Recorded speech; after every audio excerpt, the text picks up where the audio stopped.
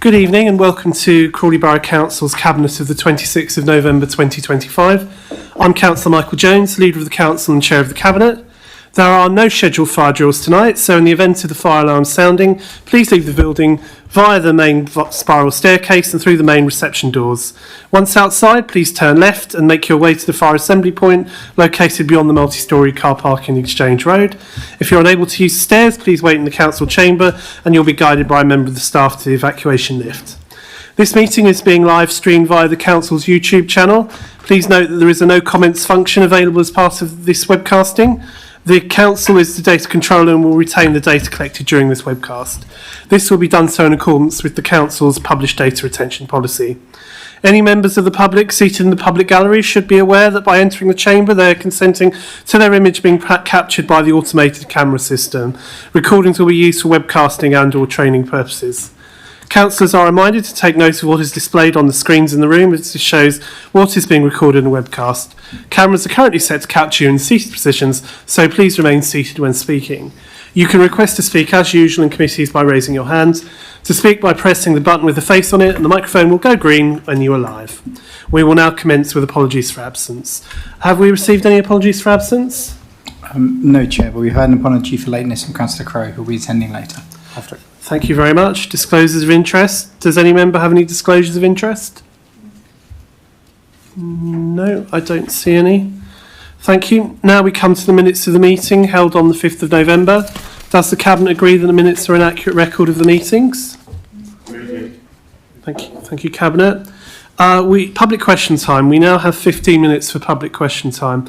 I'll invite each person in turn to the table at the front of the public seating area to ask their question, which must be a question, not a statement, and be related to the functions of the Cabinet. It must not relate to an individual case or duplicate, in essence, a question which has been put to the Cabinet in the past 6 months. Do I have any questions? Can you please state your name, which ward you live in, and then ask your question? Oh, Mr. Harlan, can you come to the front desk? Yeah. It's gone green. So Trevor Harmon, I live in Ifield, Crawley.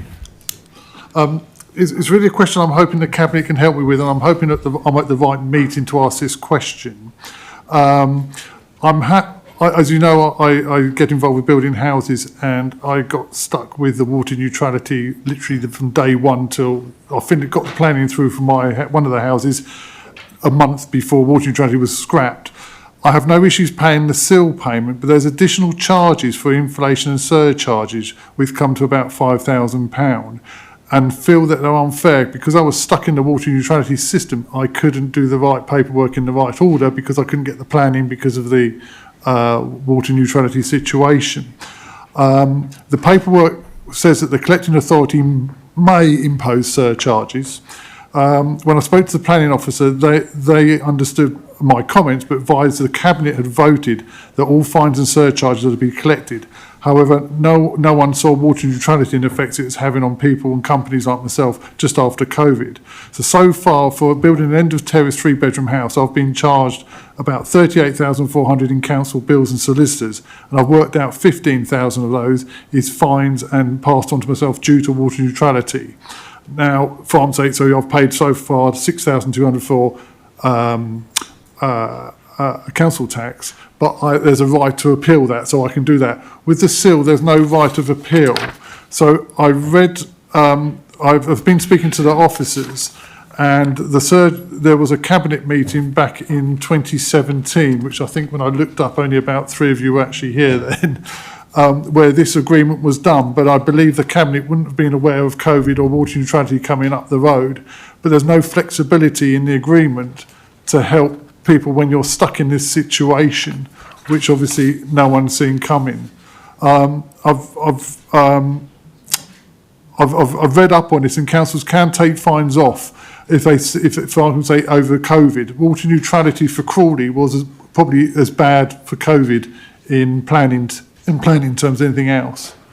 And that's my question that I'm asking Cabinet, that can they look at some sort of flexibility in this rule, because when they voted on it, you wouldn't have known these situations happening. Yeah, thank you. Yes, you're right. We wouldn't have known about some of the things which were coming ahead. Mr. Harden, can I suggest you write to me directly on this? It's a very detailed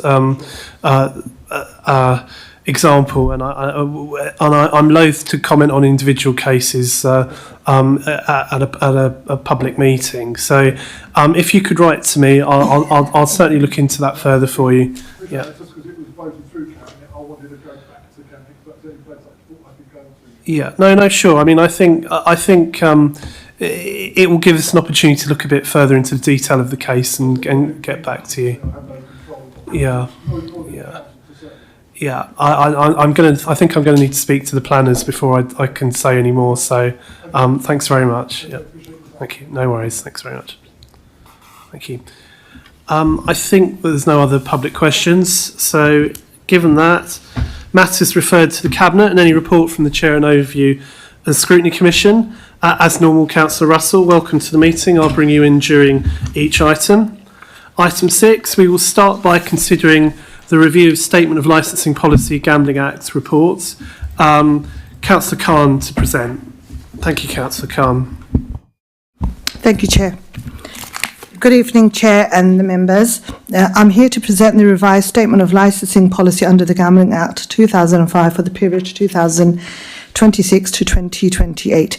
The purpose of this briefing is twofold. First, to outline the revised policy following statutory consultation and licensing committee review. Second, to seek your consideration and recommendation for adoption by full council.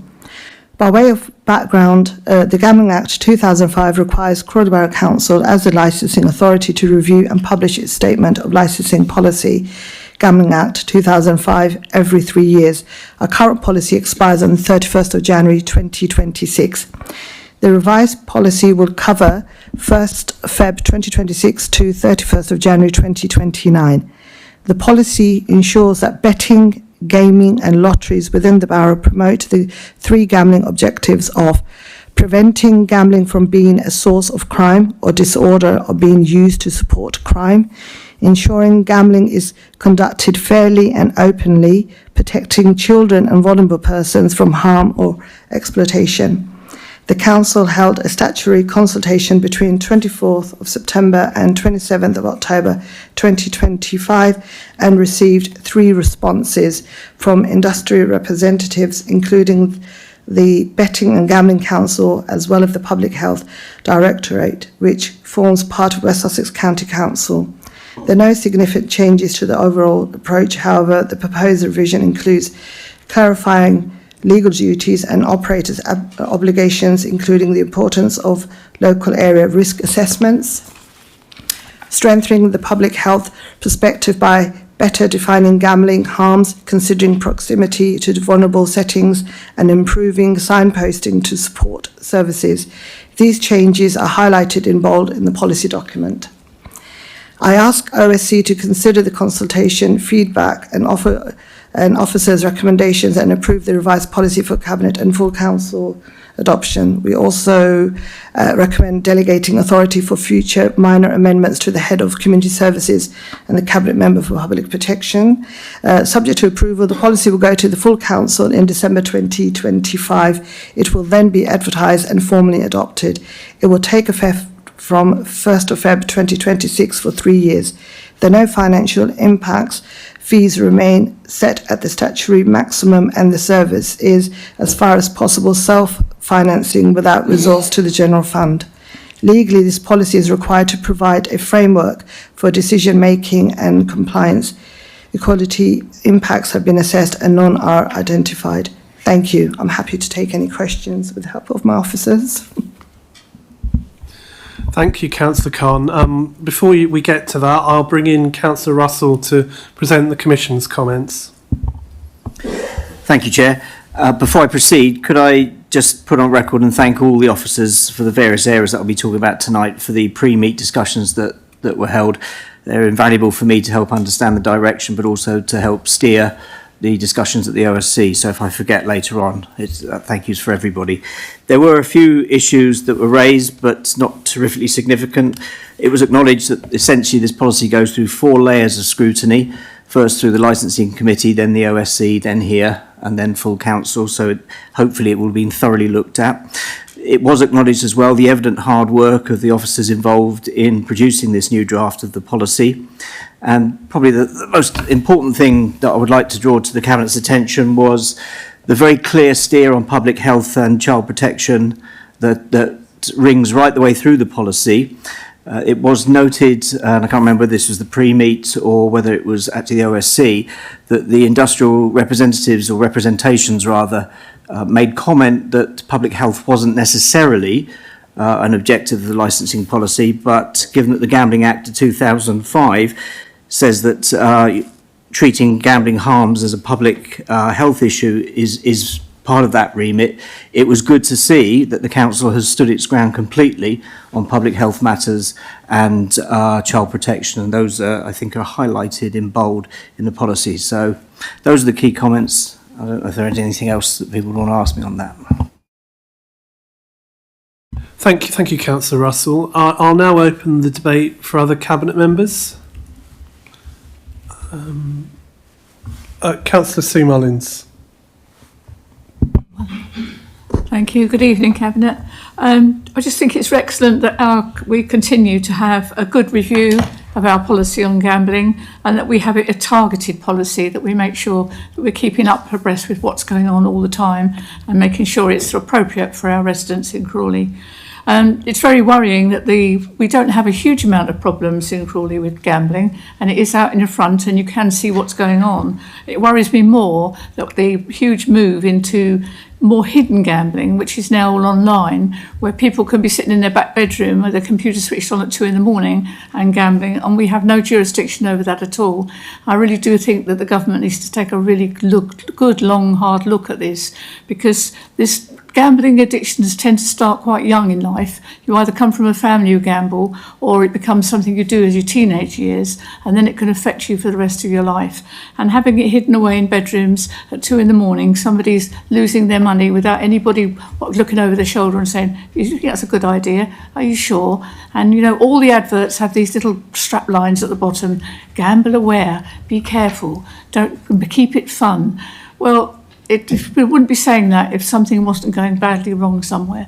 And I think to protect our young people, I'm hoping that, I know it's not for us as a Cabinet, but our government will be looking very carefully at where we're heading with the gambling industry. It makes an awful lot of money for a lot of people, and it's something we need to be very aware of. Thank you. Thank you, Councillor Mullins. Any other Councillor Noyce? Yeah, just a quick one. Following the budget today, there's going to be tax on online gambling sort of thing, so I think that's going to be bringing in over £1 billion. And in a way, I hope it kills it off as well, because I fully agree with what you're saying. And so the normal gambling in betting shops and horse racing is not going to be affected, which I think they were worried that the industry was worried about. So hopefully that will help the cause. Thank you. Thank you, Councillor Noyce. Councillor Khan, I think you wanted to come back on a few points made. Thank you, Chair. Just quickly, I came across a story where this mother, she was complaining about her son, and he used about £7,000 on gambling and I think online gaming. So I think it is such a worry. I don't know how and what can we do about that, and what can the government do about that, because that is a worry. It's young children now doing more and more online. So. Thank you, Councillor Khan. Not sure if any of the officers would like to comment at this point. Would you, Corinne Plimpson? Thank you, Chair. Just to reassure members, yourself and members of the Cabinet, that there are some strict controls that are in place in relation to local gambling practices, premises and so on, that this authority has direct jurisdiction over, including local area risk assessments that require businesses to define the steps that they're taking to address any risks or potential risks that might arise in connection with gambling activities. There's also an obligation to make people aware about support services that are available to them. Individuals can self-exclude from premises, and they can also, businesses can also exclude individuals that may be exhibiting worrying gambling behaviours and intercept them and ban them. The framework of the Gambling Act 2005 has those licensing objectives to safeguard vulnerable people who may be at risk of problem gambling behaviours, and that's in part why this authority has retained the overview provided by Public Health in terms of the harmful gambling practices that are being referred to and the obligations of operators and individuals in addressing those behaviours. Thank you. And thanks to all those who've shared their thoughts on this policy tonight. I would largely agree that this is a very straightforward update because the Council was largely covering what was needed in the previous statement. Indeed, it is my view that the Council does very well in ensuring that the licensing objectives are upheld within the borough with regards to this whole area. We're not naive. We understand problem gambling can be life-ruining and it can destroy families' lives.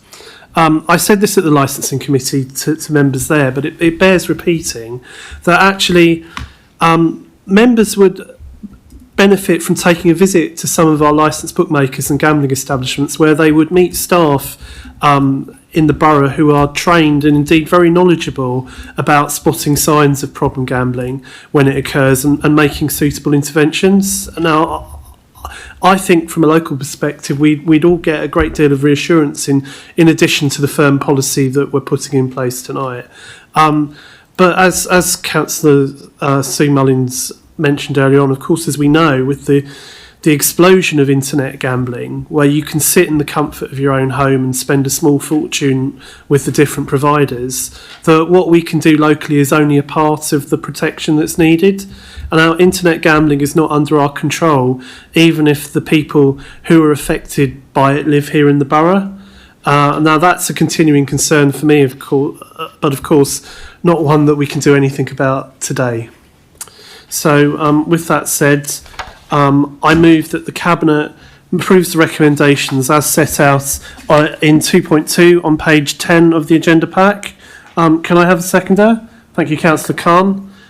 Is that agreed? Agreed. Thank you, Cabinet. We will move on to consider the Crawley Homes Void Management Policy Report. Councillor Irvine to present. Thank you. Yes, thank you, Chair. I'm sure many of you have heard what I'm going to say before, but I'll still say it again for the benefit of the Cabinet. First of all, I'm sure we're all aware of what a void is, but just for the purpose of this meeting, we're talking about council houses which become empty for whatever reason, because the tenant has died or vacated the property or whatever. And we need a policy because obviously it's in our interest as a housing authority to keep the void periods of council homes to a minimum so that we can house people faster and also make sure that we've got the adequate rent coming into the housing revenue account. So this is part of as you know, Chair, part of our ongoing programme of committing our housing policies to paper to satisfy the requirements of the social housing regulator, and also by adopting Appendix A, it also sets out the standards which tenants can expect when they are allocated an existing council house. And I think it's very important that people do know what they can, what they will be getting and what they're entitled to. And having said that, of course, the question of managing void properties is not always incredibly straightforward because some council houses come back in a much better condition than others. Some need a lot of work, which can take quite a lot of time. Some properties can be let fairly quickly. But anyway, I do hope the Cabinet will adopt this policy. It seems to be absolutely straightforward and common sense, as you'd expect. And if there's any technical questions that need to be asked, then we have Amanda Kendall, the head of Crawley Homes here, who I hope will be able to answer the questions. Thank you. Thank you, Councillor Irvine. I'll bring in Councillor Russell to present the Commission's comments. Thank you, Chair. members of the Cabinet have the comment sheet. There are 4 areas that I will just draw attention to. In questioning and discussions, it became clear that this obviously is a policy that is a formalisation of existing custom and practice and codifying what was already happening as part of the follow-up to the housing inspection. Secondly, as has already been explained, the policy objective is to minimise the time for which houses are left or properties are left vacant, particularly given the housing crisis we've got, to try and get them back available as soon as possible. Third item was that there was discussion about targets for developers for refurbishment, but that was very ably explained why it's not in the policy, in that, again, we've heard this, that houses and properties come back in very different conditions. So targets are set for developers, but to codify that in the policy wouldn't be appropriate given the variability that you can have in the situation the property is coming back. I think probably for OSC, the fourth area, the key area that I would draw attention to, and again congratulate Crawley Borough Council and the officers, was with regards the issue of succession, and often there is confusion with that, with people that are in the property, and there can be issues there. And what I think the OSC really appreciated was the way in which this was discussed and approached, that Crawley Borough Council acts to, or seeks to act as a compassionate landlord, which obviously means balancing the fairness of people inheriting the property or giving them time in order to acknowledge that they may not have that right any longer, in particularly given the high demand that we've got. So those are the 4 key areas that we went through and discussed. Thank you. Thank you, Councillor Russell. I'll now open the debate for other Cabinet members, if anyone would like to speak. Councillor Hilton, would you like to? Yeah. Yes, I know this has gone through OSC. I'd like to congratulate on the void management policy. Years and years ago, in the 90s, voids seemed to be a big issue in the town. And the fact we don't really discuss them shows, how well we're doing. And I believe the figures of voids have come down. And although I don't always say that targets drive behaviours, it's a good indication of how Crawley Homes are managing this. The quicker they feel, the better. And so, I congratulate on the policy. In terms of the succession policy, it's always been an issue, and always people don't understand. But again, it's a good balance between meeting the requirements of the Act, which I think has always been in the Housing Act for the last 40, 50 years, and obviously meeting the sensitivities of the bereaved family, particularly when people pass away. So I think it's a good balance, and I commend the void management policy to the House. I just remind members that Ian has virtually had a season ticket to OSC because of all the housing management policies come through, and it's borne fruit because we got a good mark on the social housing regulator, and this was one of the reasons why. In that, we know exactly where tenants stand, the council knows where they stand, and we can build on this. So congratulations. Thank you, Councillor Hilton. Any other Cabinet members before I move on?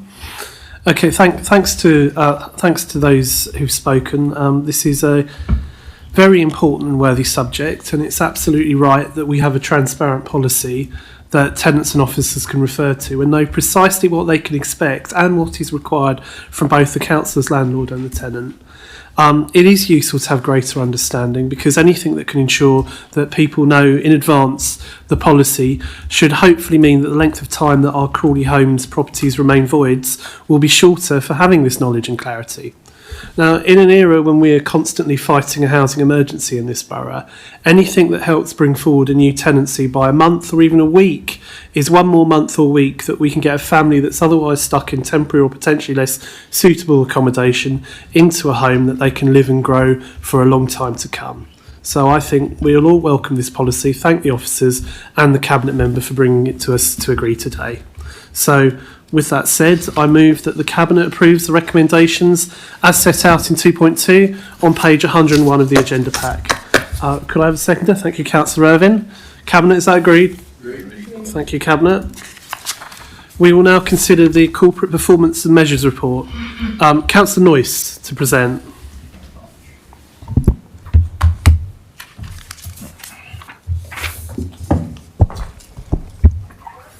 Last month, the Council agreed a new corporate plan for 2025 to 2028. In this plan, the Council sets out its ambition and priorities for the next 2.5 years for the remaining life of this Council. This plan is important as it tells residents, businesses, partners and our staff what we want to achieve and what we will be prioritising. It makes clear our commitment to continue to serve Crawley for as long as this Borough Council is in existence. The next phase of the corporate plan is to develop measures against which we can report on progress.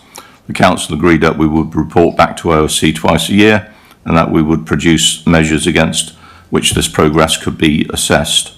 This report sets out the measures which we are recommending.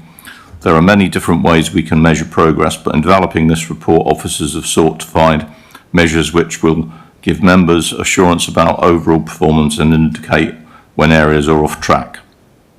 We have deliberately not put in targets, but instead will publish data and details about the direction of travel, such as whether things are improving or worsening. We also intend to publish a narrative against these measures when we report back to OSC in the future, so that the Commission is able to effectively scrutinise the Council's performance.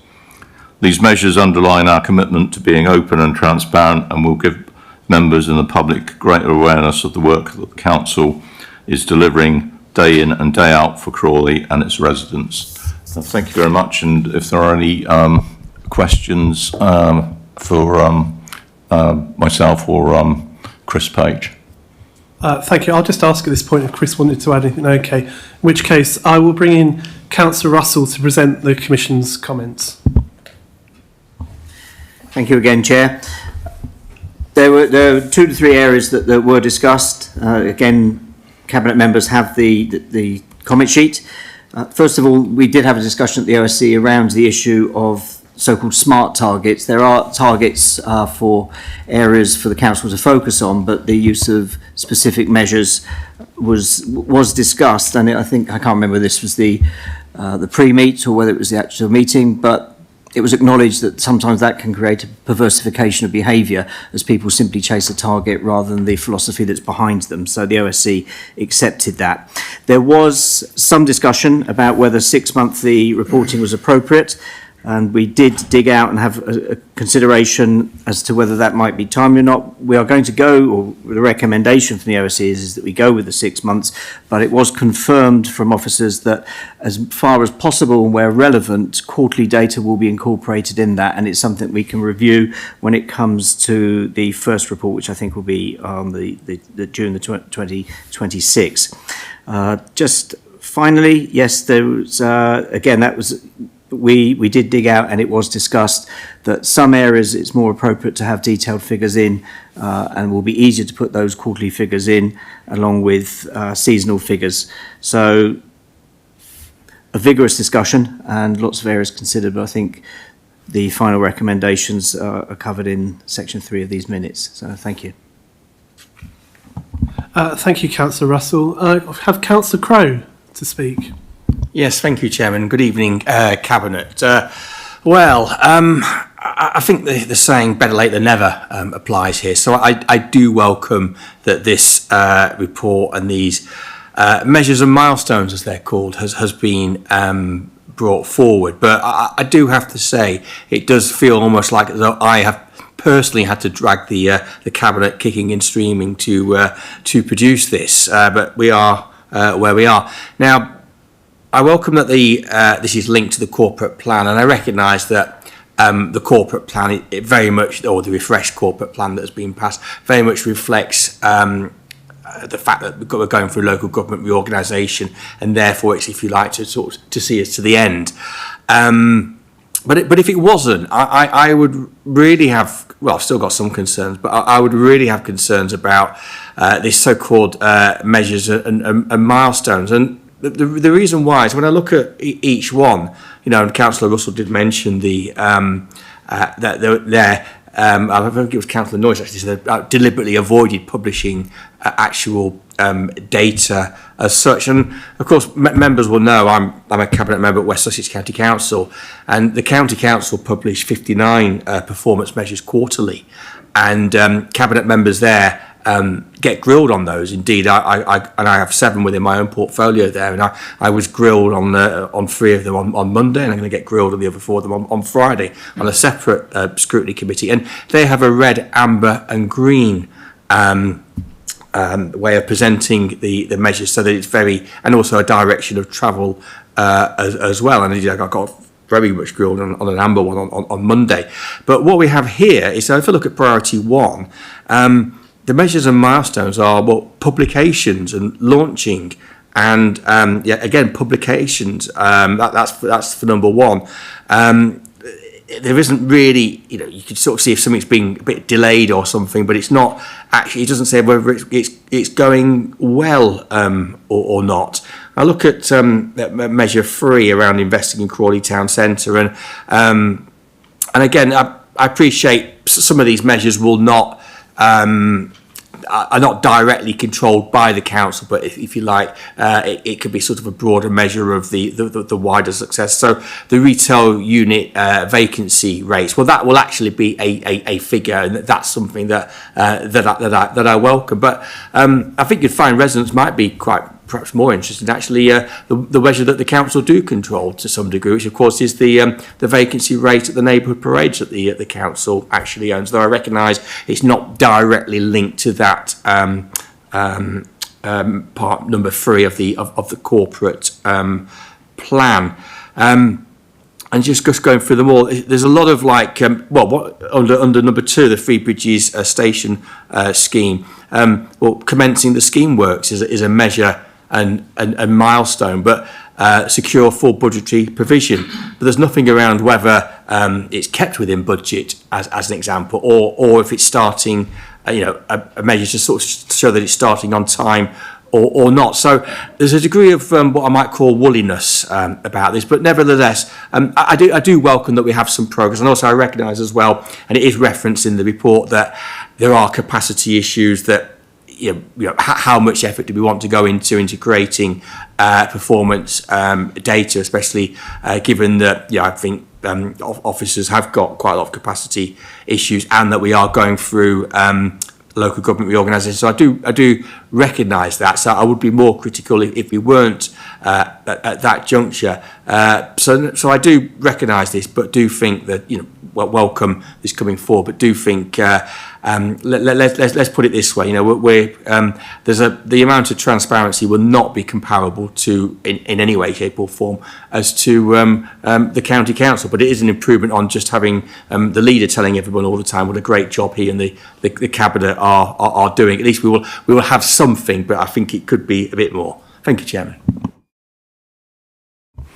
Well, the way I see it, Councillor Crowe, is not only are myself and the cabinet members doing a great job, but you'll soon be able to see the figures to demonstrate that. But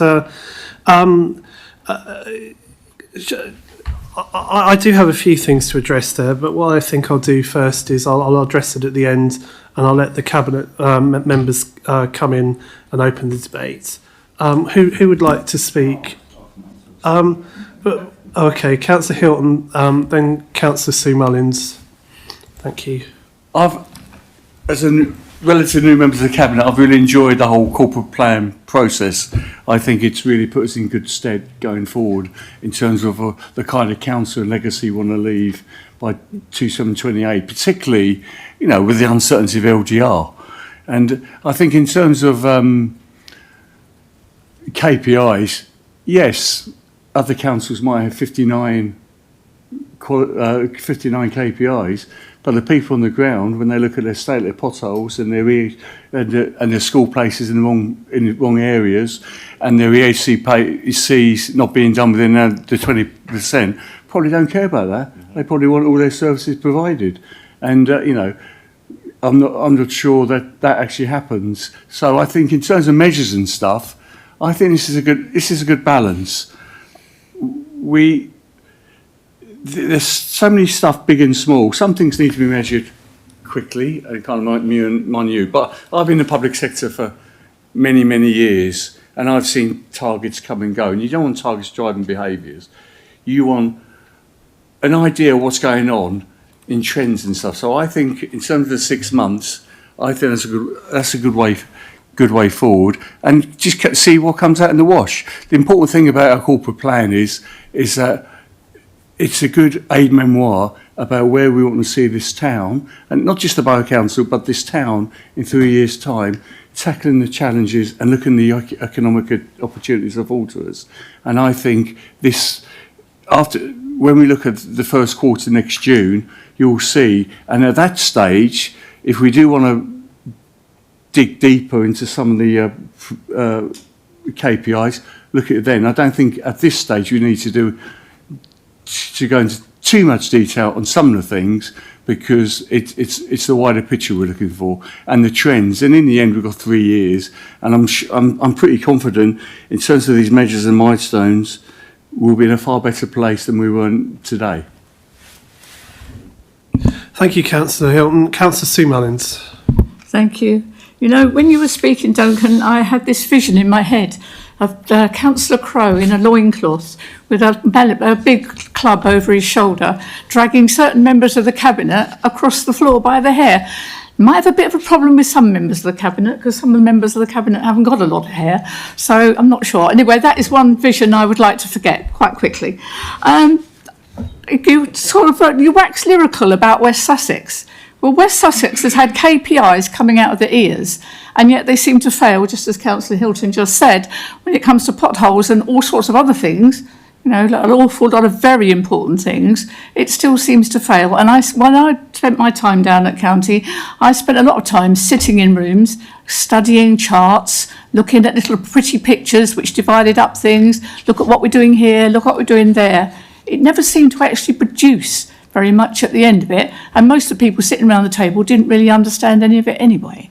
And as Councillor Hilton just said, what our residents want to know is, are we producing the goods? Is it working? Is it happening? We are not West Sussex, we are Crawley, and we do work in a different way. And our officers are very pushed, very pressured, and have got a lot of work to do. And if they're going to spend their whole time measuring, comparing, juggling figures and saying, oh, what happened here? And that month was a bit different to that month. Oh, let's go back and look at July 20, whatever. You know, the work doesn't get done. An awful lot of talking gets done and fiddling about and producing pretty little tables. And that is not the way we work. How we go on into the future is what is important. What we're doing now, what we're doing well, and being flexible with the sort of data we need. Some things, yes, 6 monthly will be absolutely ideal for. There are a few things we can look at in more detail, things like the income from Tilgate Zoo, footfall perhaps at K2, so that we get a more clear picture, as Councillor Hilton said, about trends. But this constant minuscule looking at tiny little movements and little figures, that's not how you get work done. That's just how you produce an awful lot of bits of paper, which actually mean nothing in the long run. Thank you. Thank you. Councillor Chris Mullins. I'm sort of sitting here thinking, well, what is going on with some side of this chamber? But I mean, for me, the standards that we produce, the objectives that we achieve, what we have historically achieved in this town is quite amazing. And this town is a place that I'm proud of. I'm proud of it because of what we've achieved, what we've built, and what we've produced for the residents of Crawley. And that's why they love it. Yes, you're going to get variances in some of the facilities we run. If K2 drops off a little bit, I don't know, over Christmas, it might be because people are going away on holidays and things like that. But overall, the membership of K2 is soaring. It's a regional centre and one of the most popular places in the whole region, and is renowned in the country. We have world events in there now, and that's very important. I mean, something like a zoo will vary a little bit in the weather. I mean, inclement weather, cold weather, you know, I mean, people don't tend to walk out in the open when there's pouring rain and, you know, and it's not very comfortable. But overall, it's been a success. It continues to be a success, and we will find ways and ideas to make sure that that carries on. And that's the same really for all of our facilities. You know, we have to close football pitches, which people say, oh, blimey, they've closed. Well, but sometimes they get waterlogged. Sometimes they're just not playable. You can't actually guarantee everything all of the time, and there's variances, and some of it is weather predicting. But I think overall, we should pat ourselves on the back for the excellent job that we do. And really, there's no room for naysayers in my life, Duncan. You know, I mean, it just isn't, because you're not looking at this town in the way that you should. What ambitions you've got for the future, I really hope you don't achieve them. We are looking to have, when this borough goes, we want a town council.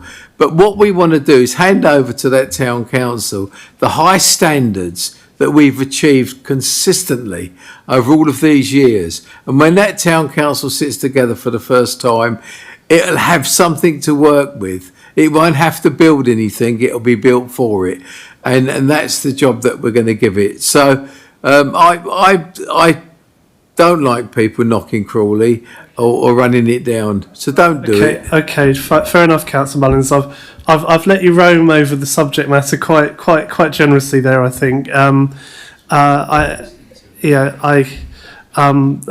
Is there anyone else who'd like to speak? Councillor Noyce. Yeah, thank you very much.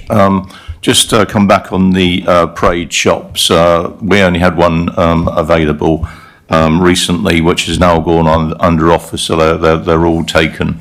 And it's not surprising when you consider the excellent value for money which they are, because you get a flat to go with it and the rest of it, sort of thing. And the officers have done an absolutely excellent job there, and under some difficult circumstances sometimes, with one of the ones which had needed to have quite a lot of repair recently. And so they're all taken. Thank you very much. Thank you, Councillor Noyce. Any other Cabinet members? I think we're finished. Okay. I'll just respond on a few items, if I may. Just to come back and address some of the things that Councillor Crowe said. There was no deliberate avoidance of publishing figures. We don't need to rake over this constantly, but there are reasons the measures weren't picked up before. These have been explained by officers, not least of which because Oflog didn't go ahead in the end, which to set their own measures, which would have been an issue as part of this. But I have to agree with Councillor Sue Mullins. I mean, I can remember being at West Sussex County Council when these performance figures were regularly looked at, and as Councillor Crowe indicates, still are, and they were all showing green right up to the point and after the county started being found to be inadequate in external inspections. So it's not a solution in itself. We want to get this right, but we're also focused on delivering outcomes, and that's got to be the most important thing. And I think that's actually an important part of this report that I wouldn't want to be overlooked, because I think we set them out very well. So just in conclusion, I want to welcome the report. Clearly we have ahead of us an intense time where we will need to achieve a great deal and indeed pass the baton on to the next council. And I believe personally these are good measures and outcomes that we've proposed, and ones that I think are fair and, very importantly, will be readily understandable by councillors and the public alike when we come to review them. Now, I don't recall the Overview and Scrutiny Commission arguing against any or requesting any additional ones, so I'm confident that we've got it right. Now, I do not dispute the need to review the data and updates regularly, although I didn't agree with the suggestion that we should review this quarterly.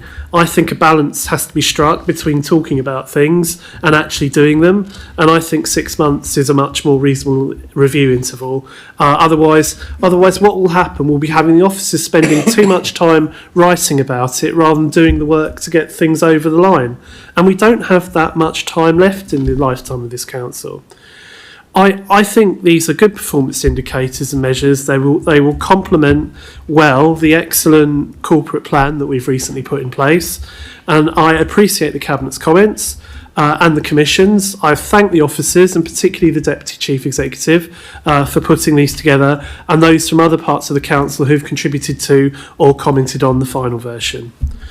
So with that in mind, I move that the Cabinet approves the recommendations as set out in 2.2 on page 129 of the agenda pack. Can I have a seconder? Thank you, Councillor Noyce. Is that agreed? Thank you, Cabinet. We will now move on to consider item 9, which is the budget monitoring quarter 2 report.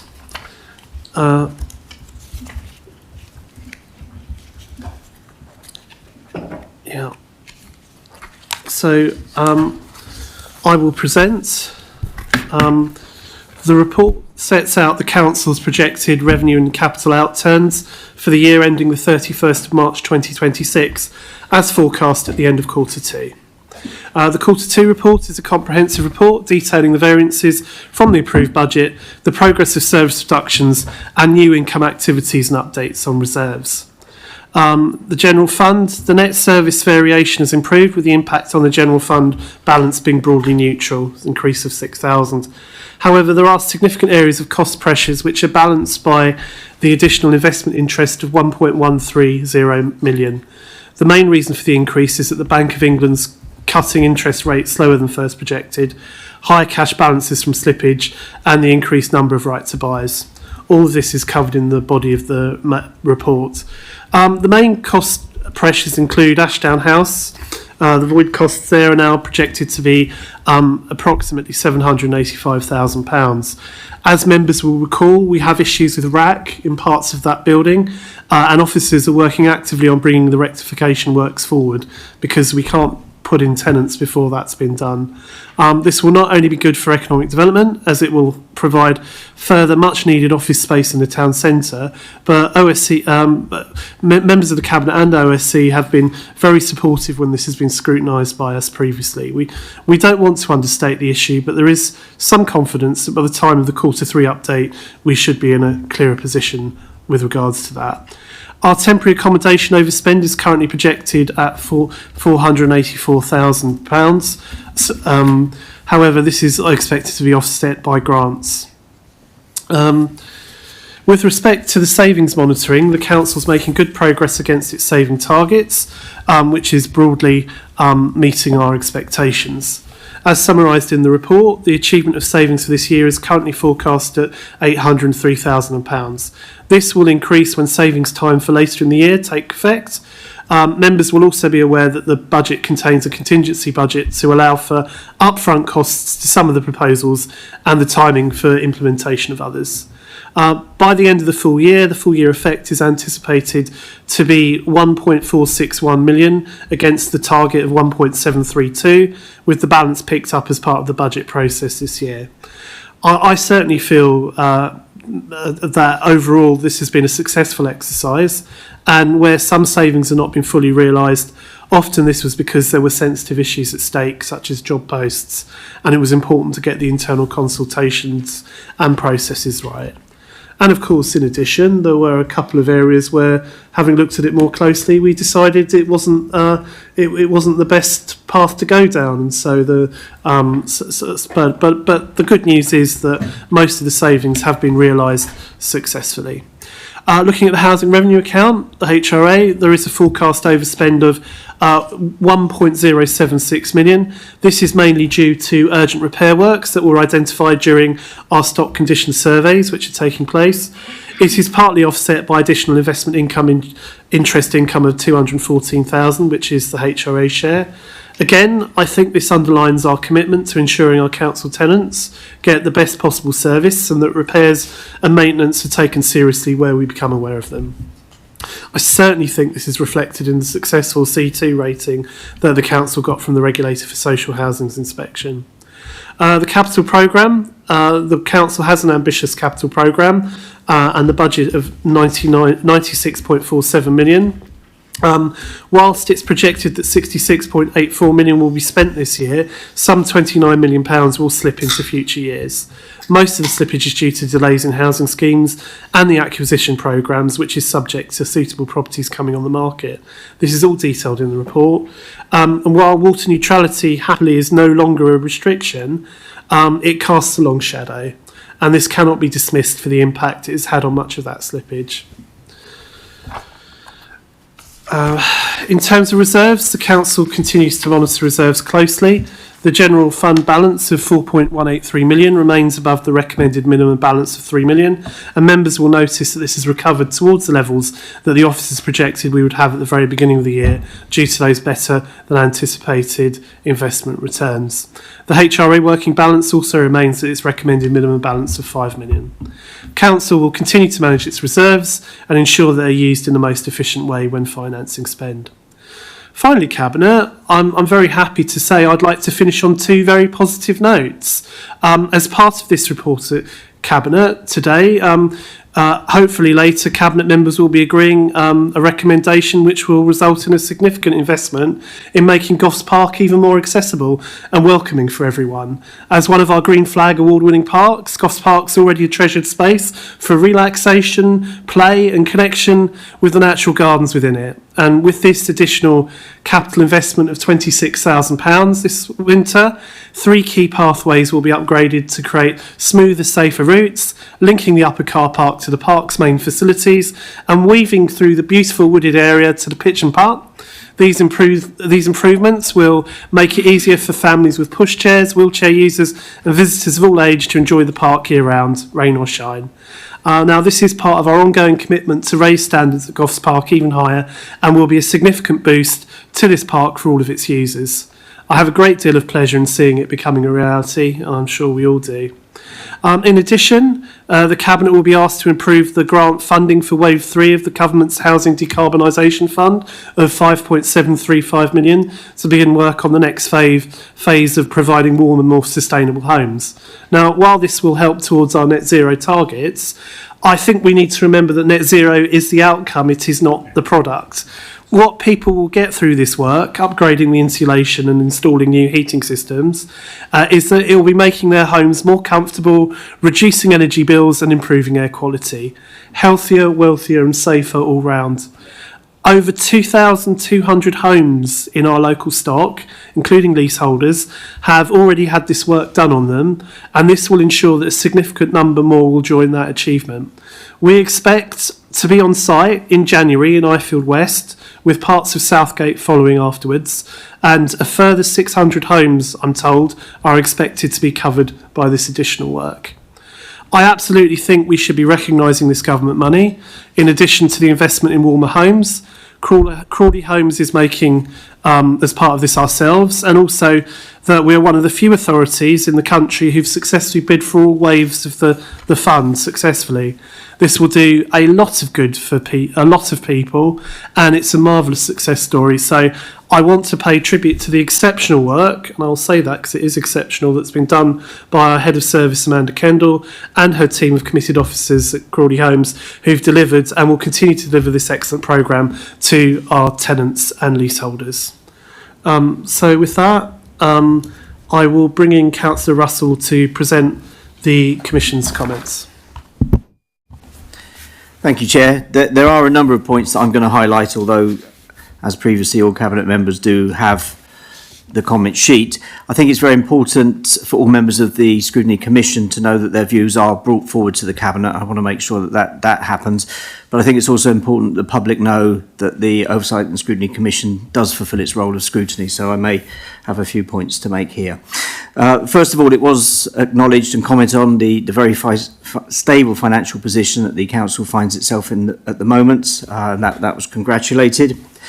Secondly, attention was drawn to the substantive positive variance in the investment income, and the two factors that are drawn out in the comments but also at the meeting was that there are two factors in the background which I think you've touched upon, Chair, which is the Bank of England maintaining its higher interest rates and the slippage in the capital programme. I think it would be important that I bring forward the Commission's view that obviously as that capital programme accelerates, then that's going to reduce the cash balance, and then we will need to keep a very clear monitor and focus on what we have available and making sure that the current account is balanced. And that's important that we have that and bear that in mind with that capital programme, albeit welcomed capital programme, and the impact that will have on investment income. Another point was about the slippage, and the questions were raised about the slippage in the capital programme, and some members did question that. There were explanations provided. I think some Cabinet members felt that perhaps there could be a little bit more anticipated with some of these slippage, but it is noted that many of these were down to unforeseen factors. The four parade properties that were left for an extended period, that was interrogated. We are under the, we do recognise that the parades are properties that are highly sought after. That was interrogated by the Commission why these were left vacant for the time they were. It was explained that there were very specific reasons. I understand that they are now all ready to go back onto the market, and there's several inquiries for each of them. There was a concern expressed about the delay in the full reimbursement for the new burdens fund, but happily we were informed at the meeting that that has now been met. There's a query on Ashdown House, which again you've mentioned, Chair, but I think it's important for members and for the public to know that these are discussed in other forums as well. The question was put, are there any other council-owned investment properties with similar issues to Ashdown House? And it was confirmed that that was not the case. We did indeed have a discussion about the welcome enhancement at Goffs Park. And yes, the Oversight and Scrutiny Commission was pleased to hear some of the changes that are going to be happening there. So thank you, Chair. Thank you, Councillor Russell. I'll bring in Councillor Crowe. Yes, thank you, Chairman. I'll just start by saying I always wish Councillor Chris Mullins well, regardless of whatever misfortune you may wish upon my good self. Looking at the table under 5.1, the general fund table, I see that before investment interest is taken into account, the projected variance at Q1 was 776,000, and that has deteriorated by 75% to 1.362 million. But thankfully, the big change in investment interest from a forecasted 300,000 to 1.13 million helps, therefore brings the overall figure down to 232,000, which is as a deficit, which is obviously an overall improvement. I know I've talked about, I know there's a Treasury management item next. I'm not speaking on that. I've talked about previously that we were somewhat behind the curve, but now we are benefiting from being locked into deals with higher interest rates, and that I very much welcome. Although the report does recognise that will slow down over time, and as interest rates are expected to fall somewhat, that will then create that pressure. When I look at the savings, so this is table 1 on page 151 into 152. A lot of savings are being realised, but there's two that stand out for me, and they were two savings in what is now this year's current budget that were new, which was the litter enforcement and the car parking charges, and there were significant amounts of 170,000 and 388,000 in increased income generation. And I do recall in the Conservative group there was a little bit of scepticism that these amounts would be realised. Although of course, you know, we welcome that the plans to charge people to park at Horth and K2 were reined back, which were a big part of the, as I saw it, of the car parking charges income. But now we're told that, well, first of all, that this enforcement had been overstated, so actually that a future year's saving will only be 70,000, but that currently for this year, and indeed for car parking charges, we have this in progress. So I don't quite know what that means. I do recall that there was an expectation that there might not be a full year's realisation of those savings in this financial year, even though it was presented with these figures 170 and 388 at the budget back in February. But it does seem that there hasn't been, unless someone can tell me otherwise, that there hasn't been that much progress there. And that will be, I can see that sort of potentially affecting next year's budget as well. The new burdens funding is referenced. So in the report it says that it hasn't come forward, and I've raised that here at Cabinet previously. So this is to do with to help pay for Chagosian arrivals, and I was told the last time this, I think it was the last time this item came up at Cabinet, presumably around 3 months ago, the leader said sort of like almost like watch this space, but I've only really seen tumbleweed going past ever since. However, it does look in the OSC comments, it is mentioned that it looks like some of this funding has now come forward. So that must have presumably happened since the report was published, but not all of the funding. And the leader himself mentioned around the overspend on responsive repairs, and yes, it is right that those repairs are done if they are needed. But I think an argument could also be made that if scheduled works were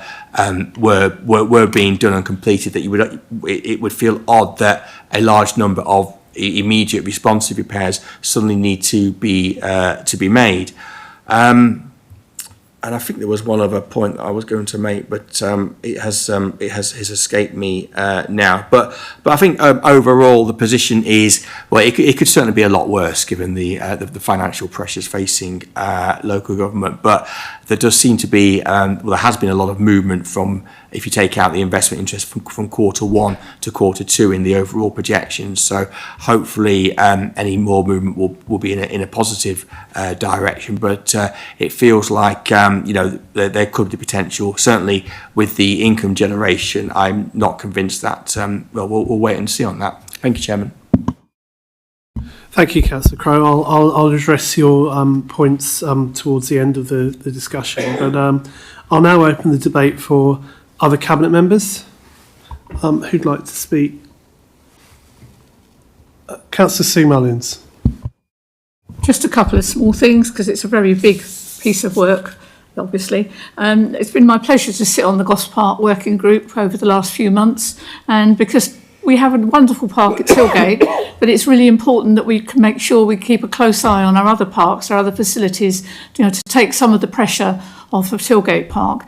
And parks are beautiful, and they're beautiful any season, but they need to develop and grow along with what our residents want and require from our open spaces. So taking a good look at what was provided there, where the paths go, where people actually walk, rather than us saying, oh, we've put a path there because that makes sense, rather than looking at it, where do people actually walk? You see that an awful lot around Crawley. You can usually tell exactly where the paths are because people have walked across a bit of grass somewhere because it's just the shortcut to do so. So we've taken a really good look at Goss Park to see how it works now and how it could work into the future, and how we can make it not just a better park, but a different park to Tilgate, so it has a different attractive feel and a different pull. I've also been very impressed with the work that's gone on in the housing department on our stock control, taking such a close look at the actual condition of all of our housing.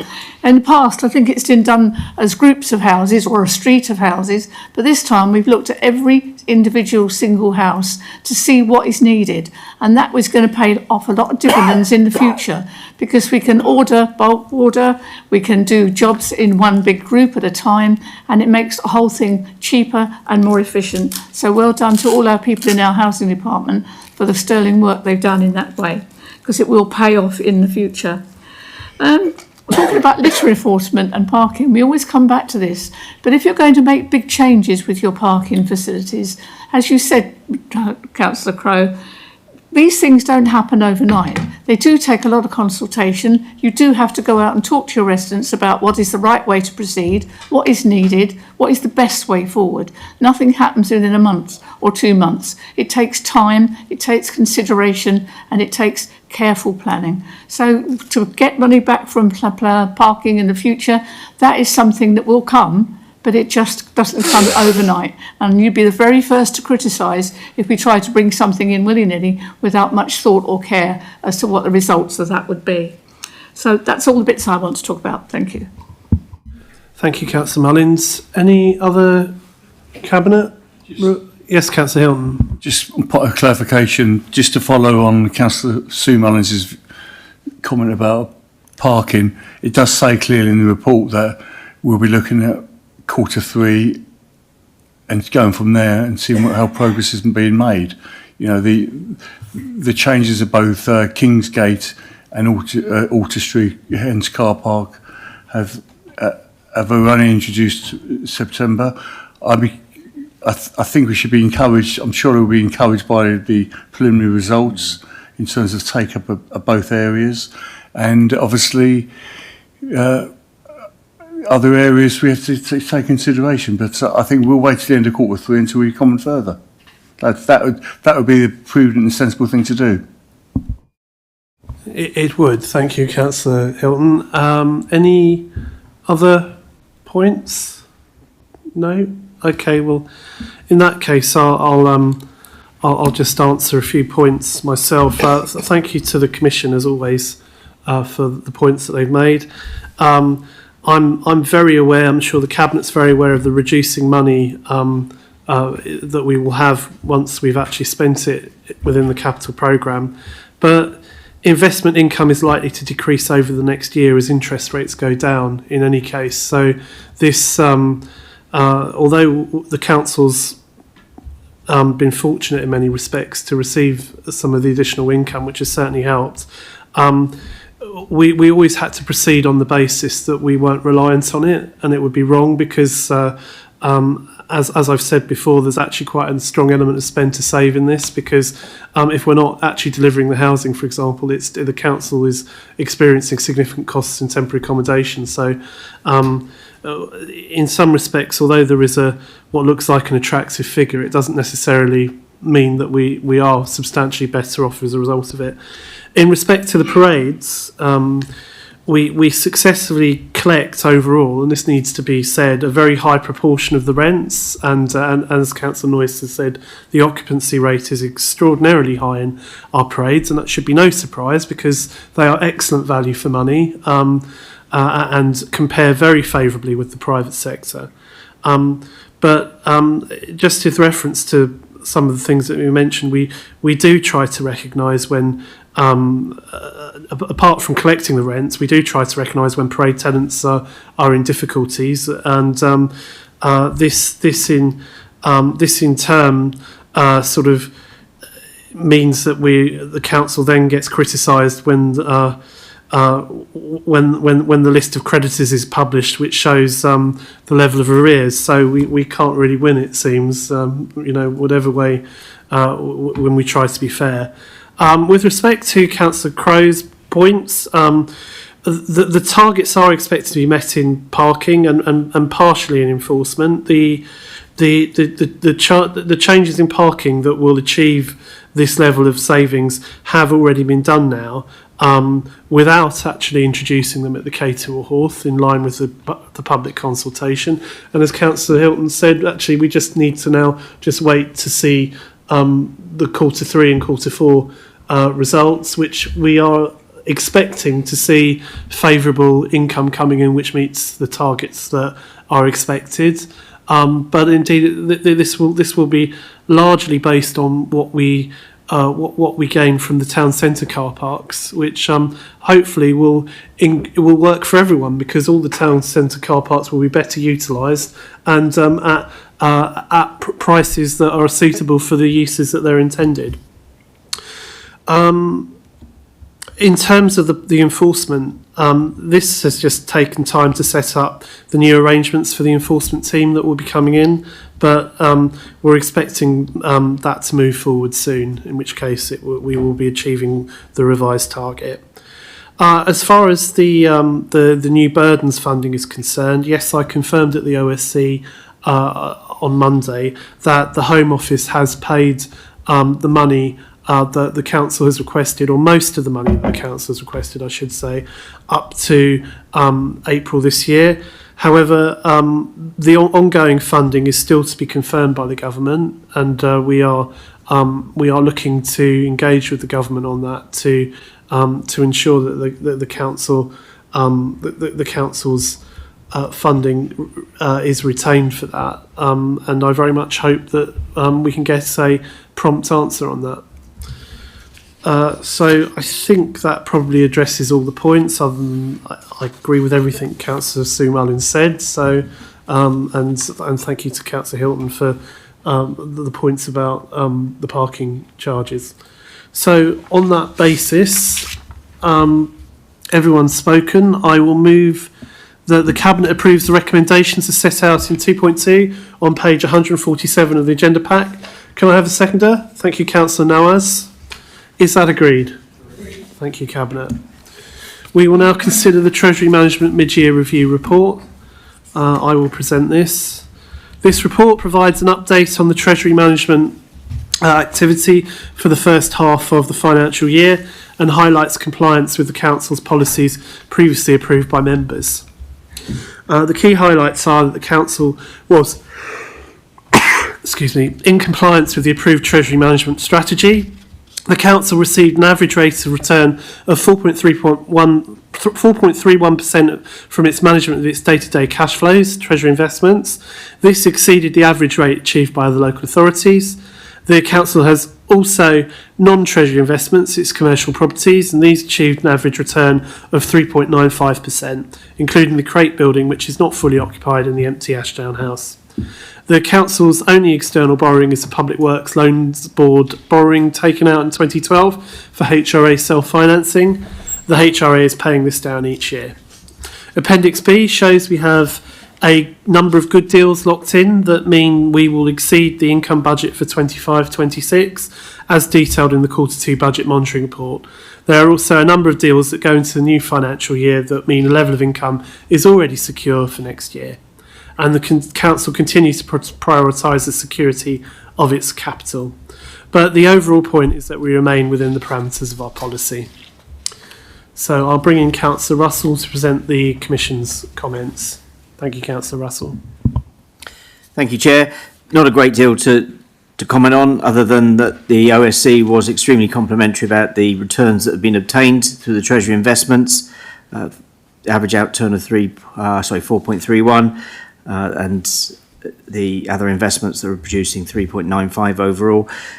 It was really a testament to what's being achieved and the financial planning and management that's going on.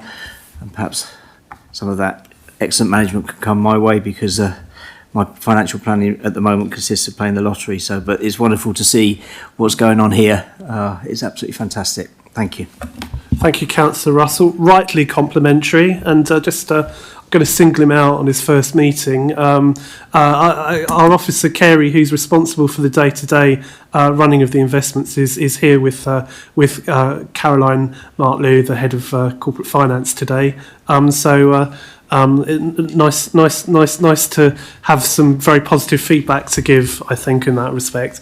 Excellent. Well, I'll now open the debate for other Cabinet members, if anyone would like to speak. No, I think the results speak for themselves. So that's excellent. In which case, I will move on to the recommendation. I move that the Cabinet approves the recommendations as set out in 2.2 on page 173 of the agenda pack. Can I have a seconder? I saw Councillor Sue Mullins first. So is that agreed? Thank you, Cabinet. We will now consider item 11, which is the forward programme of key procurements for January to June reports. The purpose of this report, should I need to remind Cabinet, is to present the procurement forward programme. The forward plan identifies the Council's key procurements over a contract value of £500,000 that will require tendering over the coming 6-month period. It also seeks to gain delegated authority for contract award, with the exception of the Station Gateway programme. The key contracts in this programme include seeking contractors for the former Town Hall multi-storey car park, the MSCP. Now, specifically addressing the need for this contract for the MSCP, ongoing demolition works at the former Town Hall are progressing well. And within the package work being delivered by Dorton is a provisional allowance for facade treatment works, which will come into play towards the end of the demolition programme. Because when this comes to this point, we will see the 4-storey block completely detached from the MSCP, and it's going to leave quite a sizable gap. So upon review, it was considered by officers that this specialist piece of work should be tendered separately on a design, supply and install basis. And our intention is for the facade works to follow on shortly after the completion of the former Town Hall demolition works, with a start expected to be made next spring. I thought I'd mention that one specifically because I knew someone would ask what this was otherwise. So that's the answer. But at that point, I'll now open the debate for other Cabinet members. Anyone who would wish to speak? It doesn't look like it. Everyone's clearly happy with the list. Thank you. Councillor Sue Mullins. Just a small comment on what's happening outside with the old town hall. I think that's raised a lot of comment in the town. A lot of people are very interested in what's happening, and every time you come into town now and look there, it's changed. The skyline changes. I'm not sure the wind tunnel's disappeared yet, but it is really interesting to see what's happening, and I think a lot of our residents are very keen to know what's happening next and what are we doing. So watch this space, as you say. Yes, thank you. I think it's fair to say that the progress of the demolition of the old town hall was sudden at times. In fact, very striking. But that's the way that the experts do it. I understand, but I also understand that it's probably been a bittersweet observation for many of the longest serving residents of Crawley to see that go.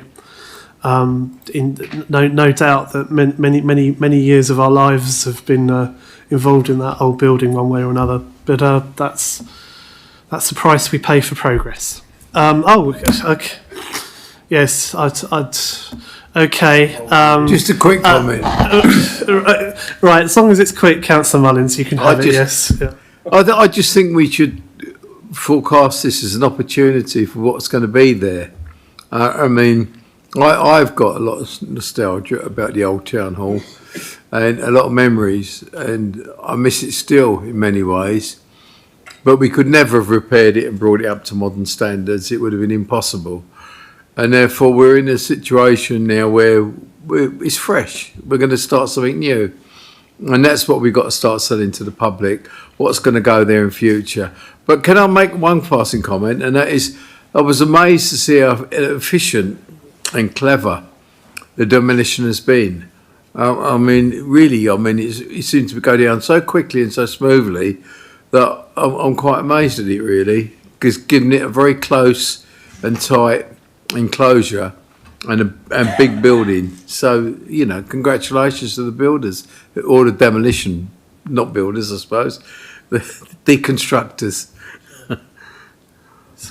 Thank you. I've allowed all that on the grounds that it was attached to the multi-storey car park at one point. So yes, it's arguably germane to the discussion. Yes. Okay. Thank you very much. In that case, I don't see any other speakers.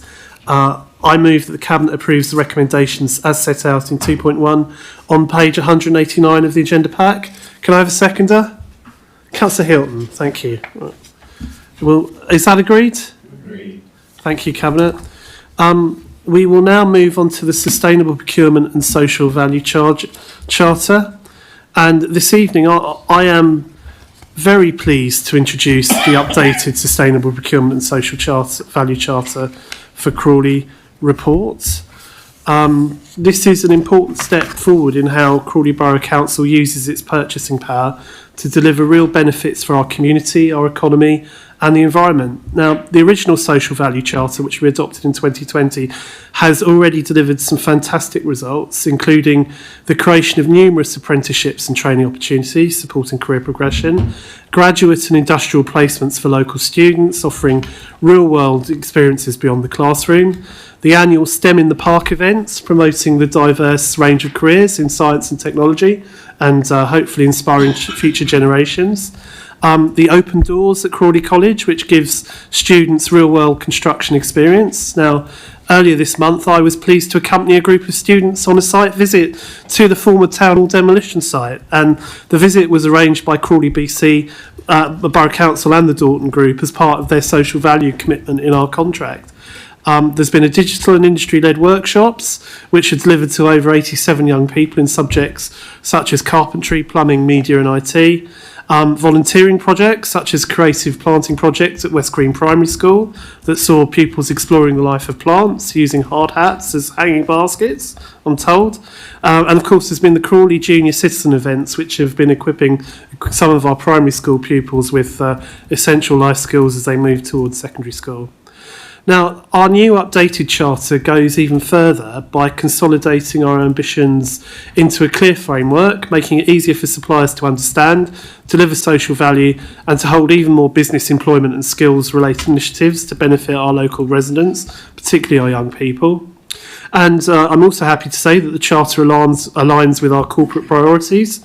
And also, very importantly, it further embeds our commitments from our Climate and Nature Emergency Declaration. This includes reducing carbon emissions, but also protecting nature and achieving biodiversity. It ensures that every procurement decision considers both social value and sustainability, whether that's creating jobs, supporting small businesses or reducing carbon emissions. Now, with our procurement process, in particular, for virtually all high-value contracts, these standards will continue to be mandatory and will be assessed on a pass-fail basis in a proportionate way by our officers, with it being mostly applicable for lower value services and good contracts from the minimum level. And the providers will have to keep us updated on how they're delivering on this as appropriate. Now, if anyone wants the precise detail on this, what will be expected, it's all set out in Table 1 on the appendix, beginning on page 208 of the Cabinet Papers. But what I'd say, this chart is about making Crawley an even better place to live, work and do business. It strengthens our economy, it supports our communities, and it helps us to meet our environmental commitments. Now, to my mind, this entirely encapsulates, in a microcosm, what this council's looking to achieve. And while we could have done all this without this level of scrutiny, I believe it is such an excellent statement of our intentions that it deserved the attention of this Cabinet and its recognition. And I want to thank our Crawley Borough Council officers for putting this together once more for us. And I very much look forward to hearing in future of some other excellent success stories like the ones we've heard tonight. So I hope the Cabinet agrees with me on the strength of this renewed and expanded charter. And I would therefore like to recommend this new Sustainable Procurement and Social Value Charter for approval. But before I do that, I'll open the debate to other Cabinet members. Anyone like to speak at all? Atif, sorry, Councillor Nawaz. Thank you, Chair. I think I'm really happy to see this report come in this shape or form, and it's thanks to our officers who put really great work into this and making as like one of the highlight for our charter, and it's an ambitious one as well when you look at it in detail. And one of the key achievements you have mentioned, it's made Crawley is a place to be in, and where people can see that how broadly we're looking at our social charter in terms of skills and all procurement side of things. It's really good. I'm really happy to see this and going through this Cabinet. I'll support it. Thank you. Thank you, Councillor Nawaz. Councillor Sue-Mullins? Throughout this, I was really impressed by how much we are investing in our young people and who will be our future residents, the future people who build what will happen in the future in Crawley. It's all very well to sit in a classroom with a book and a nice copybook and draw pictures and write down what you think should happen, but it's a big difference when you go outside into the real world and see what's really happening. So having students able to come and see what was happening with the demolition of the old town hall, that really opens up a whole new world, something very, very different from what's dry on bits of paper. We also have a duty, I think, as a council, for what time we have left. It's not just to make sure that we've got good returns and good outcomes for our residents, but to educate our residents as well as to why we do the things the way we do, and what we're expecting and what ambitions we have for the future. Just because this council is going to come to an end, it doesn't mean that we stop being ambitious for the future for this town, because this town will go on and grow and develop and become even bigger and better than it already is. Thank you. Thank you, Councillor Mullins. Councillor Chris Mullins. Yes. Quickie on that. I mean, just it's to add to it, really. I mean, what's important is that when we have our new town council, they got this to work with. It's part of the scheme. So the new town council will hit the road running with our ideas intact, and they won't have to reinvent the wheel again because we've done the work for them. It's very important that we do carry on working until the end and getting these things right. Thank you, Councillor Mullins. Any other Cabinet members? No, I don't see anyone. Thank you for that. In which case, everyone's had a chance to speak. So I move that the Cabinet... bear with me a sec. I might be on the wrong item. This is item... Just want to make sure I've got the right... Item 12. So I move that the Cabinet approves the recommendations as set out in 2.1 on page 195 of the agenda pack. Do I have a seconder? Thank you, Councillor Nawaz. Is that agreed? Agreed. Thank you, Cabinet. We will consider the Crawley Employment and Skills Programme 3rd edition report. Councillor Nawaz, if you present. Thank you, Chair. I'm very pleased to introduce this report, which is seeking approval from the Cabinet for an updated version of the Crawley Employment and Skills Programme 2025-2030, our 3rd edition. Section 6.6 of this report summarises the programme's significant achievements. I'm delighted with the great success of our employee Crawley team, who have helped over 1,000 local residents find jobs. And I'm sure, Councillor Jones, you were joined by others only last month, I think it was the Employee Crawley's programme. Employee Crawley have formed a brilliant partnership with Free Shop Crawley, which is another initiative for Learning Lab in Beamish Community Centre. This was opened in April 2025, supported by UK Shared Prosperity Fund. Its skills and employment service include digital training clinics, which is quite important in the area where it is. I think you mentioned STEM in the past, but we have been very fortunate to have two STEM skills training centres have been opened in Crawley, one in Crawley College and another in Gatwick Airport, offering science, engineering and new technologies training programmes to local residents and businesses. Amazing news, Sussex and Surrey Institute of Technology has opened on the Crawley College campus in the heart of our town centre. This is thanks to part of funding from Council, secured from the government for the Crawley Towns Fund programme. I would like to pay tribute to Crawley College and also the Council's planning officer for their input on the building designs. I'm looking forward to seeing the new Institute of Technology offer university-level technical training and skills development in areas like advanced engineering, robotics and AI. I understand colleges investing in a new manufacturing training suite within the new building. And Crawley's new construction skills hub open in the coming months as well, which I believe the students you accompany with and the demolition of the old town hall. I'm very proud that our employment skills program has included Dare to Dream program.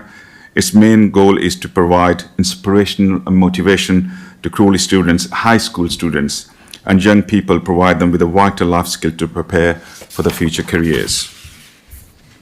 It's delivered through local jobs and local employers, engaging over 5,000 students across all secondary schools in the borough.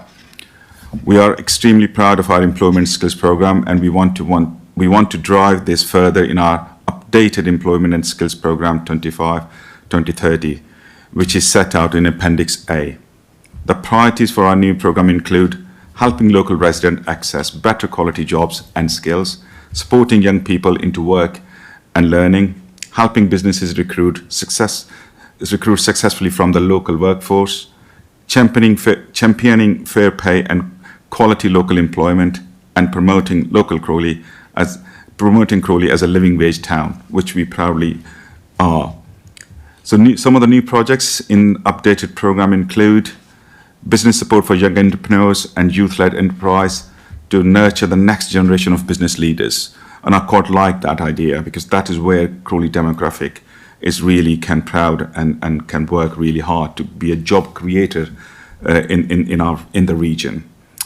Continued close partnership working with Crawley College to secure funds to develop the Green Skills curriculum. A Crawley employer board to work to ensure the skill systems and employment support are aligned to local employer and residents. Close working with Gatwick Airport to ensure local residents benefit from new job opportunities arising from the airport growth, which we might have all heard the government has approved the new northern runway, which is really good news for Crawley and its employers and residents. Help more young people and adults from disadvantaged backgrounds to access higher level education and training. Strengthen the presence of university level service provision through Institute of Technology. I think you all agree with me, this report celebrates the success of our employment and skills schemes to date and allows us to look forward for the next phase. Our new employment skills program will help us to work with the incoming mayoral authority in Sussex to draw down further funding from government to deliver new programs for local residents. So we are looking into the future as well on that side of things. I'm delighted to support the recommendation in this report and urge my fellow cabinet members to join with me to approve it so we can continue this great success story.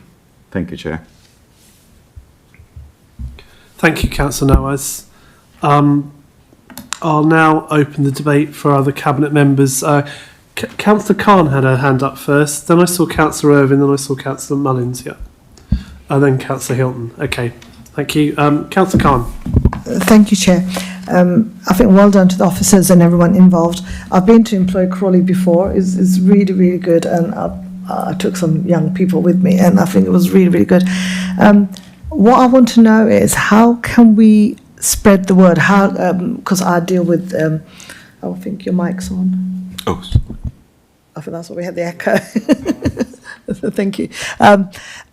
I deal with groups that are really hard to reach. Yeah. So what I want to know is there any way that do we have some sort of leaflets or a booklet, or how can we get this information out to people? It's hard to reach because it sounds really amazing, like all the work that we're doing. So we need to get it out to people. So because people do ask questions about, they don't know what to do for their children and about the future. So I think if we can, I don't know, get something together and then we can talk to people about it. Sure, thank you, Councillor Khan. I mean, I do think Clem Smith might be able to give us some advice on how that information about this is Employ Crawley is shared.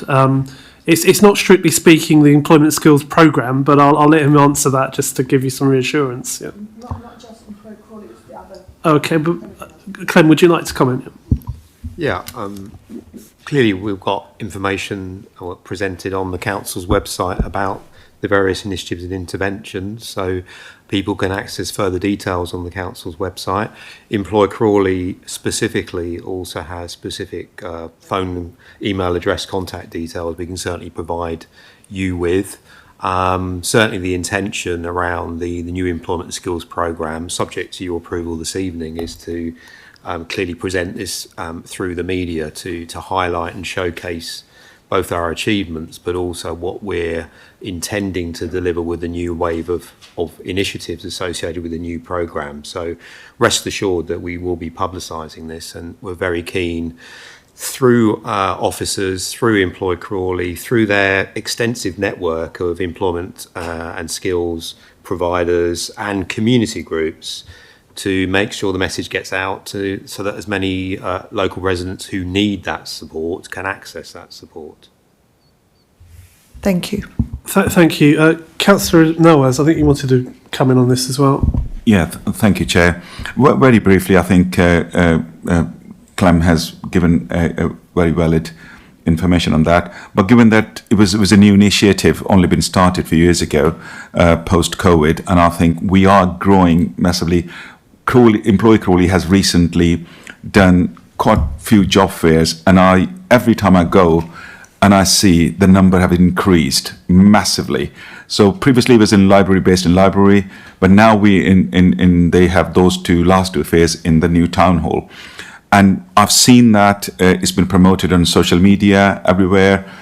Crawley Council promotes quite massively. I understand it may be a little bit more work needed on that side of things, but I can reassure you it's quite a success every time I go into those ones. And given that it's happening in that new town hall, it's given people a little bit more assurance. Council is quite keen to help their resident to find a right job, the right skill. It's not only the job they offer, they also offer CV writing services as well, which is really good. So anybody needs some help on that. So I think we're doing everything possible, but I take your point, and we work with officers how we can promote further to get into some of the disadvantaged communities, so they get to hear that as well. Thank you. Thank you, Councillor Noaz. Did you want to come back, Councillor Khan, or are you happy with that? Sorry, I just wanted to say they help with interviews as well, not just CV writing. Thank you, Councillor Khan. Councillor Irvine. Yes, thank you, Chair, and of course I support this report. You'd be crazy not to. And I congratulate Councillor Nawaz on his presentation, and I congratulate everybody who's been involved in making this strategy a success over the last 9 years. And I'm sure that Councillor Nawaz said something that I absolutely was happy to hear, that I agree with, when he said that he welcomed the government's decision to give permission for the Gatwick Northern Runway. Because I believe that, okay, not everyone likes it, and I believe there's a judicial review going through, but I think that that could be a catalyst for delivering a lot of prosperity and opportunity for Crawley. And already the airport operators committed to providing £20 million for maximising employment skills and business benefits in the local area, and we will have a seat on the relevant steering group to make sure that gets delivered in the best possible way. And there's I believe there's over 4,000 children in Crawley living in poverty at the moment, and it seems to me that by building the Northern Runway and expanding the airport, it could actually create a lot of opportunities for those children and give them something of a future, something to look forward to, and also a reason to want to stay in Crawley. So, I think it's this is just seeing the sort of beginnings of the possible benefits of the Northern Runway coming forward. So, I support it absolutely. Thank you, Councillor Irvine. The expansion of the airport is not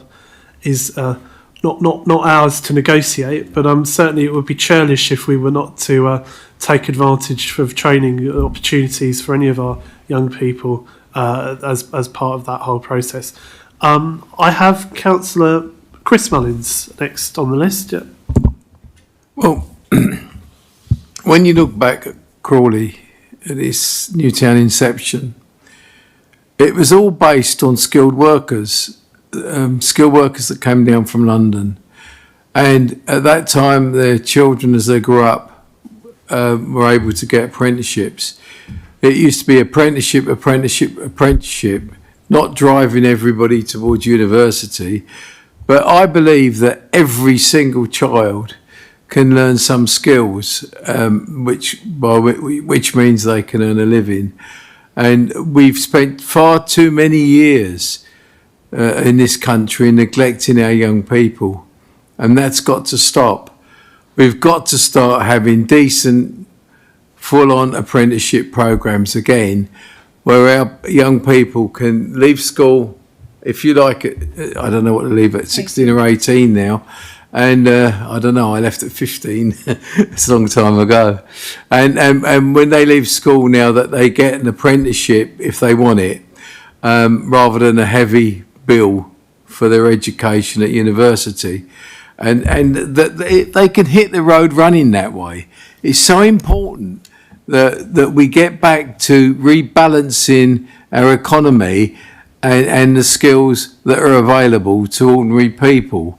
And this internal runway that we're going to build at Gatwick is an opportunity, and you're quite right. And I support everything you said. That we should be talking to all sorts of organisations at Gatwick or are coming to Gatwick who need workers, and we should be saying, look, we've got young people here who need to learn a skill, who need to have an apprenticeship with you, and how can we do that? And we must do that. It's very important we work with the college, and we also look not to neglect Manor Royal, because many offshoot industries that are linked to Gatwick Airport will be on Manor Royal as well. The future's very bright for Crawley, very important town, and a lot of our youngsters can get a good future here. And I hope that however we go forward in the future, that awareness is carried there, that we are going to say, no more do we want to lose our children from this town to other places. Their homes here and their jobs can be here and their careers can be here, and that opportunity should be given to them. And I think it's our responsibility to give them that opportunity. Thank you, Councillor Mullins. Councillor Nowers, did you want to come back on that point? Or Very briefly. I completely agree what's been said, and I think you're absolutely right. It's not only the Gatwick Airport, Manor Royal, we can't be missed. And given that COVID, what we have learned, we were relying heavily on aviation industry. When that happened, we've been quite hard struck with that.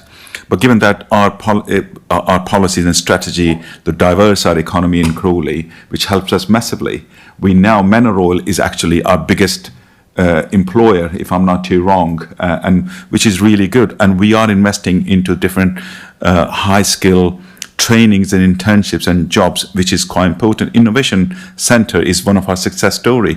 And our recently on a summit, investment summit, and I've been approached by different businesses and some of the authorities. How do you execute all that? So I think they will be reaching out to our offices on their commending work on that and all the help we can do. So we are successful economic powerhouse of the region, and I think we need to be all proud of and be ready for the future growth, which can help place Crawley in a stronger place in the future. So I think this makes us really in a good position. Yeah. Thank you. Thank you, Councillor Nowers. Councillor Hilton. I think since my return to the council last year, I've really been struck the big change in terms of our partnership work as an enabler. And, it's not just about direct council services anymore. It's about what we can do as a council working with different stakeholders, not only through government funding, but through key stakeholders at GAL, and what we can achieve to keep, we may not be as much manufacturing, we are the engine room and the heartbeat of the West Sussex economy. And, we've got the challenges and the opportunities of Gatwick, we've got green energy, and it's quite interesting in the last few weeks, I've actually been to quite a few places and seen it to first hand. I'm a member of GATCOM, as members may know, within my portfolio, and we actually went to the STEM Centre, and I wasn't very good, but I took part in one of those sessions, and it was really good. And what's quite interesting is one of the young GAL women apprentices who spoke to us, her first knowledge of engineering and what she could do came from the STEM event in the park. So from that, she became an apprentice. Absolutely. And, they spoke with confidence and about ability, and also one of the tutors there, one of them went to Dare to Dream, And what's interesting about Dare to Dream, it's not about the high achievers, it's the people who need a bit of a pushing in year 9, who don't quite know what they're doing in life. And those kind of things, those individual interventions make a big difference. And then, quite recently, I went with Councillor Jones, and I've actually went today to Crawley College. And there, it's funny, they've still got the old lathes where my brother was in the ITC 50, 60 years ago. And what's interesting is that university students go there because they haven't got those kind of lathes anymore. No. But they've modernised. And I always thought that the FE sector was perhaps, the Cinderella. But actually, when you look at the money from things like the Town Fund, and you look at the Green Village, the interactive displays, and all the stuff they're doing in terms of making people fit, it's just amazing. And I think we're in a good position, and I think this council, along with other authorities, have played a big part in that. And I think whatever happens with the Gatwick DCO and the challenges and opportunities ahead, we'll be best placed to help them with it as a council, whatever happens, and we need to be ready. Absolutely. And we need to be seeing that our young people are the future to keep our prosperity going. Well done. Thank you, Councillor Hilton. Any other speakers? I don't see anyone, so thank you very much. Can I thank those who've spoken on this subject tonight? I welcome that we've received such a comprehensive report. For me, remembering the need for diversification of the economy following the issues that we experienced with the aviation industry during COVID, that really hit home, and it is so very satisfying to see examples of things that the council has been instrumental in making a reality, such as the Institute of Technology, and how this will help skill up our young people and a new generation. The Institute of Technology will help us unlock for our local young people specialisms in advanced engineering, robotics, green construction skills. The list goes on, and that's a good position for us to be in. And we did this as a council using Towns Fund money, and we were right to prioritise workforce skills infrastructure. This greatly assisted in helping draw down funds based on the previous iteration of the programme, and ensuring that the Institute of Technology actually happened by this council making a key contribution towards that. Now, I think this is a sound document. It's very worthy of our support. There's been a lot of skill on display in putting this together, this whole vision, and I'd congratulate officers and the Cabinet member for bringing this forward. Now, one thing I'd like to add here as well is that it's not just for the young people starting out. Actually, it's Employ Crawley has helped over 1,000 people in the past 2 years that are looking for work. And it's helped quite a lot more than that who've moved jobs, who already had jobs. So, and I saw for myself firsthand some of the great things that are going on. You've had STEM, but you also had the Learning Lab at Bewbush. That was that's giving some really practical help there, and I think it's excellent. So. I will look forward very much to the work the council will be doing when we bring forward the economic vision and strategy in the new year, which will build even further on these already firm foundations. But it will be no surprise to Cabinet members present that Crawley is an active and thriving place. It's no backwater, but a powerhouse of the regional economy.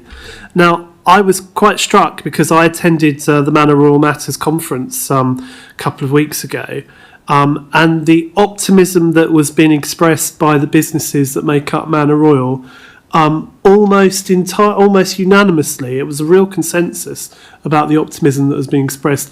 I think that just shows actually what a good environment there is at the moment, because this was a real voice of business here. I wasn't there to influence it. I was just there to listen, and it was heartening to hear that. And I very much hope that the optimism that they express will be proven to be correct. But through work like this programme, we are facilitating and boosting economic growth and financial prosperity for the borough, and it's extremely uplifting to read the detail and be able to support it. And so, concluding on that, we come to the recommendations.